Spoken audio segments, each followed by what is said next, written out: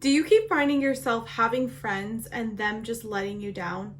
Like it feels like you just cannot find a good best friend these days. It feels like everyone is just constantly failing you. If you feel like that, then you're not alone. And today we're going to be continuing our series on friendship and what it means to look for a good and healthy friend, and also learning how to define the difference between different friendships. Before we begin, my name is Mariah. I'm a certified Christian mental health coach, and it's my goal to help you grow in emotional and spiritual maturity through biblically based holistic practices. If you just think of best friends, you might be thinking about different people on media that you've seen, whether it's in movies, TV shows, or even on social media as you're scrolling, and the expectations of what kind of friendship there needs to be. Whether it's someone that you can joke with all the time, someone you can call at any moment, someone who is just willing to put up with all of your shenanigans. The desire for a good, deep best friend is a natural desire that many of us have, and it's because it's God-given. That desire for connection is something that God designed within you and within me to be in community with one another. But the problem happens when you and I have unrealistic expectations for the relationships that are in our everyday lives. Just a quick scroll on social media will show you these different desirable but unrealistic expectations that someone has regarding friendships. And it can leave you feeling discouraged until you realize that it's not a realistic expectation. The Bible says this when it comes to working with people. In Proverbs 14 verse 4, it says, "Without oxen, a stable stays clean, but you need a strong ox for a large harvest." Or as my pastor likes to say, where there's people, there's poop. And it can be really difficult dealing with people on a daily basis, but we need to understand that in order for us to have healthy relationships with each other, we're going to get into conflict. If you live here in the western side of the world, you have forced friendships from the time that you're in kindergarten till up until college if you continue to pursue your education. These forced friendships suddenly disappear when you're no longer within the same age of the people that have been your peers. And so it can be difficult if you feel like you don't have the tools and the resources of knowing what it takes to have true and genuine friendships. But that's why I'm here. I'm here to offer you some tools and insights. So let's get started. First thing that we need to understand is that good and healthy friendships take work. Now, I know that it might seem overly simplistic, but it's true. We have to understand that as easy as it might look like online, good friendships take true work. Friendships take time, willingness to invest, and require a commitment, a capacity to grow. When we talk about time, I think that we forget that it takes true, genuine years sometimes for us to develop a friendship to the place that we see when we scroll on social media. I personally have had that experience where I am friends with someone whom I would consider one of my best friends, and it took us years to get to the point where we are at now. We are, I think, 5 years, maybe a little bit more into our friendship, and every year gets deeper and deeper, but it first started with just being in the same social group, and then taking that time to invest, knowing that there was distance between us physically. We had to be intentional about the time that we were going to be spending with each other. And so it takes time. It also takes willingness to invest as well.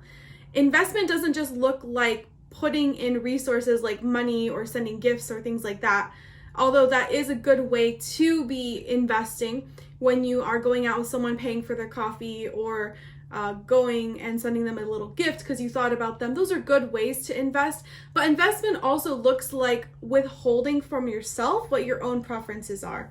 So if you prefer to go to a certain place out to eat, or if you prefer things to be in a more timely manner, you have to set aside some preferences that, while might be important to you, are not important in the grand scheme of things. Putting aside our preferences is a great way for us to be introduced to new experiences and new ideas, which is one of the core benefits of having friends. And then finally, we need to have the capacity to grow. We need to understand that if you are going to be in a friendship with someone, there is going to be conflict. You need to get comfortable with conflict. And a lot of us don't have healthy conflict resolution skills. It might trigger some really bad patterns of connecting with a person when conflict does arise. And conflict can also look like not sharing when you have an issue, that is a conflict. And so our capacity to grow needs to be able to be partnered with the capacity to receive and give difficult information that we may not normally want to share. It might mean being willing to hear that you're not on time for things. You continue to overload information that someone is not able to receive, or maybe you talk over people. I think I just described myself. But you get my point. We have to be willing to share these uncomfortable things because it's good for us to be able to grow in our capacity for friendship, which means that we need to be able to have healthy conflicts. The second thing about friendships is good and healthy friendships require the right labels. I don't know if anyone ever told you this, but really we're only supposed to have about 150 different interpersonal relationships. And those are all tiered, by the way. So the first tier starts with your relationship with yourself and with God, because out of that relationship will flow into everything else. If you're not right with yourself and if you're not right with God, it's going to reflect in the people around you. The second tier is your best friends or your deep friends. This might include your spouse or like a really close friend whom you are able to call at 12 o'clock at night and say, I am struggling with this, and they come over with ice cream. You know, those type of friends where you can go through these really horrible experiences and they are able to pour into you and to support you and to just be a listening ear for you. The third tier are just regular friends. These are people that you get together with, you know, maybe you don't go as deep on certain things, but you're able to talk and get together and share different information and have fun. Those are friends. And then you have casual acquaintances. These are people that you know their name, you see their face, you are able to interact with them, and it's not a bad thing. You just don't know them as well as you know the other people. And then you have strangers. Strangers are the people that you just don't know. You have no idea, you know nothing about their background, nothing about their interests, nothing about that. And it's okay that we have different levels of relationship with people, because it's important for us to be able to invest intentionally into the core group of people, because those core group of people may not have the same core as you. And when you are able to invest and dive into that beautiful community that you're creating is now spreading out into other places because you're taking intentionality. But the issue that we tend to have in our modern day culture is that social media blurs the line between who is a friend and who is someone who's following you.